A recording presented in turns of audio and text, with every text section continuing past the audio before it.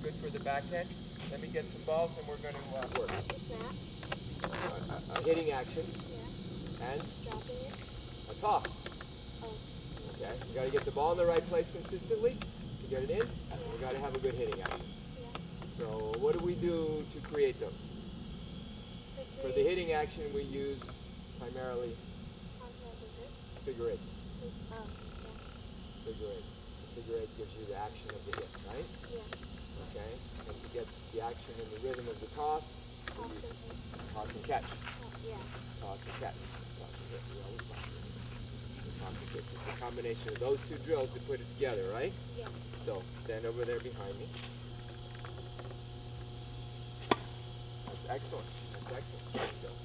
So let's review the toss and catch, all right? So for you, we got the Gonzalez-like motion. So we're just going right in there, and your hands never drop lower than about the bottom of your breastbone, right? That's about the bottom when I come down. So you don't want to be coming down here. If you're going to do this motion, it's up in there. And it's really critical. Your hands move down together, up together. Even if the left hand goes a little further down, the right hand is still going down. When the left goes down, it's going up together, okay? Down together, up together. Down together, up together. Weight transfer is from front to back to front. How far to the back does it go? Not more than 50%. So it feels like a bounce, right? You bounce off of that right toe, right? Yeah. Okay? So you're just rocking. Tick, tock, tick, tock, tick.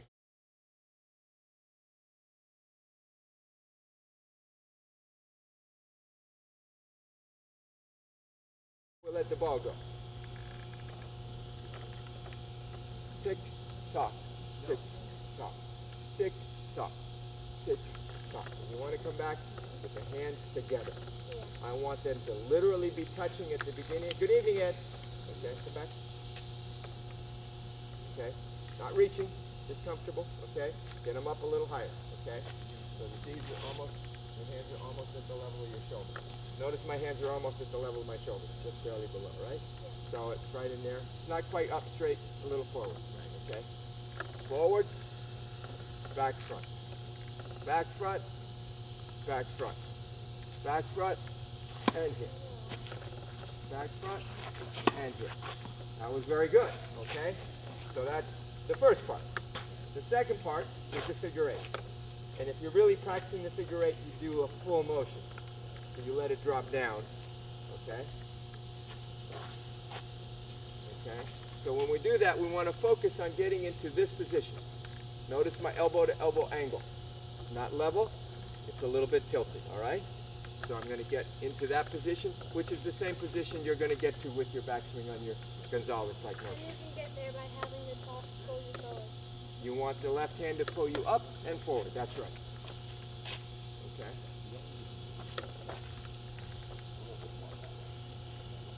There you go. Come back. Okay. So let's do the figure eight. Keep going. That's right. 1, 2, 3, 4. 1. Toss it and hit it. 1, 2. Oh no, hit it. Okay, good. All right, go up and hit it. Figure eight and hit.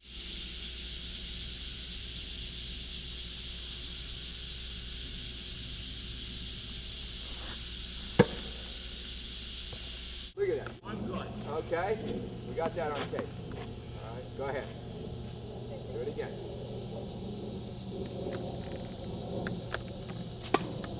Now when you look at this, you're going to see your weight is very comfortable. There's no dance back with your foot, okay? No strain. You're doing a beautiful job right here. Those are really good. Sometimes you have to pretend the cameras are on, even when you play, to get the right effect, huh? Right now, should I still do figure eight down? Yeah, mostly. When you practice, you go back. At the moment, I want you to. But when you're really practicing your serve, you probably got to do it without that. But the thing is, when you do it this way, see, I can do this. If I go through and I do this, if I go here, it's got a nice, very smooth tempo. Just watch me for a second, Sarah. I want you to pay attention. You're a musician, right? Okay, I want you to pay attention to the tempo. 1, 2, 3, 4.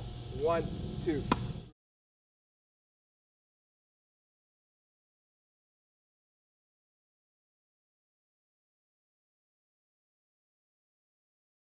I didn't change the tempo from one motion to the next at all, right? And the problem is when you do this, you're going 1, 2, 3, 4, and you look real good there, and then you go, and you get a little jerky, a little hit. And I want you to practice and get so you really keep that solid rhythm. Sounds good? Didn't hit it.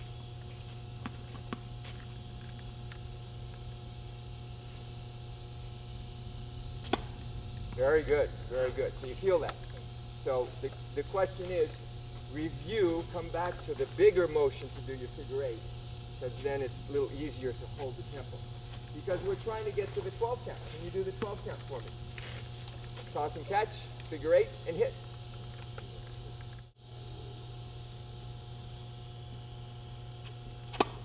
Okay, so you're trying to get that so that you're trying to go 1, 2, 3, 4. 1, 2, 3, 4.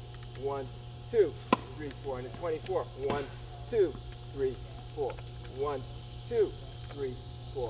1, 2. So when you can do 2 balls on tempo, 6 motions, right? Tick tock, tick tock, tick tock like a metronome, then I think maybe it's possible you'll be able to hold your tempo when you have to serve in the third set. Okay? That's why I go through that, right? The reality is when you really serve, you can't do it again because you'd have probably moved in a little bit, right? But for practice, we want that kind of balance. Do it again. Do the 12 count. That was not it.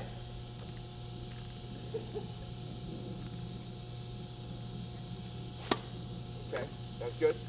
Now just go ahead and hit your serve. Yeah.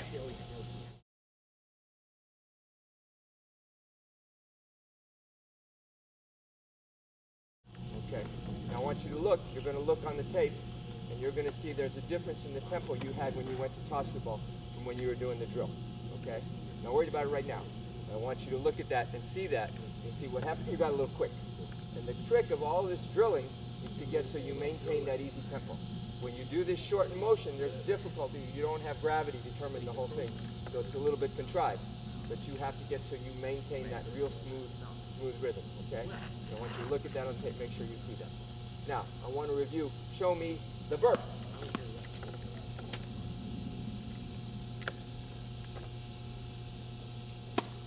Okay, show me, do that again.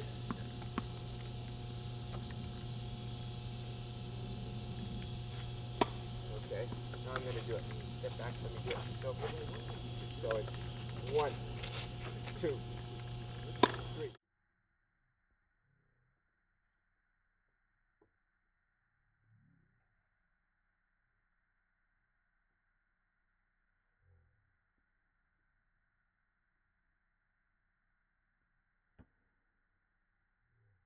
So I got the feeling of my wrist going. That's the burp. Now we're going to do the big burp. Ah, you left something out. Oh. The big burp. Burp 2. There you go. That's good. Do it again.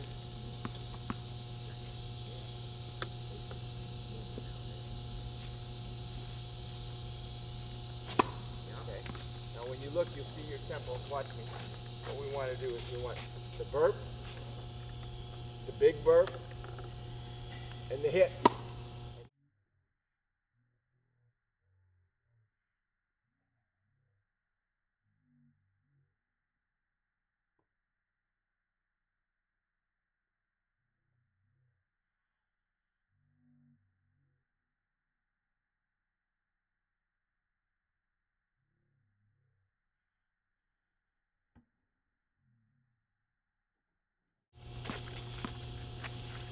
One, two, three.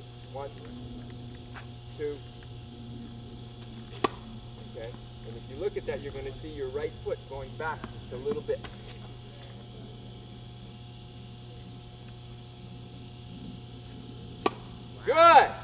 just snapped it. Okay, it's going to show on the tape. Okay, can we do the bubble?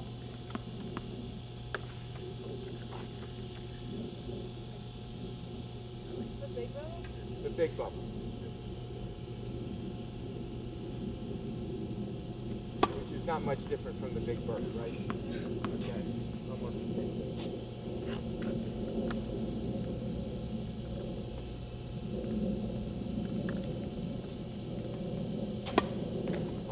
Almost popped it. That was good.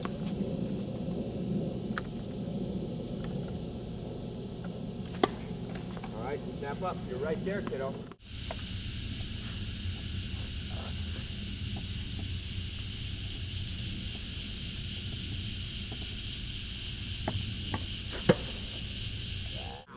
How about that? Let me try one. I don't know if I can do it that well. Okay, so the big bubble and the burp 2 are almost the big burp are almost the same. So it's getting this internal rotation to really work on that.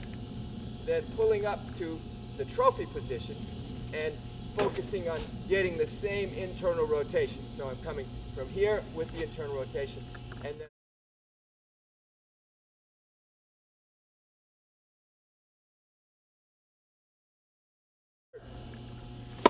do it all together, okay?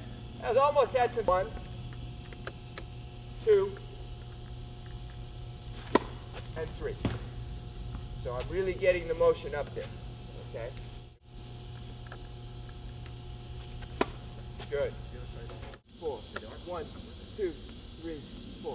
1, 2, 3, 4. Okay? That's the basic. You want to see that I'm really trying to emphasize that. If I only go to here, it's going to hurt my thumb. I've got to let my hand go all the way to the racket's turn there. If it's only there, it's going to hurt. I got to let my hand release to there. The racket's pointed down. The face is really on edge. And I got to come from here, not from over here. This is the common mistake. I want to get that angle.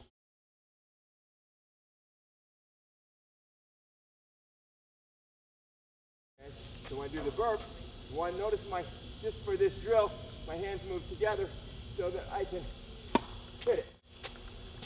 1, 2.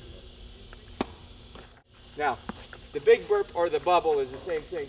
It's that internal rotation, pulling back in here, dropping and feeling it, and really even dropping and feeling with a follow through and dropping and hitting the ball.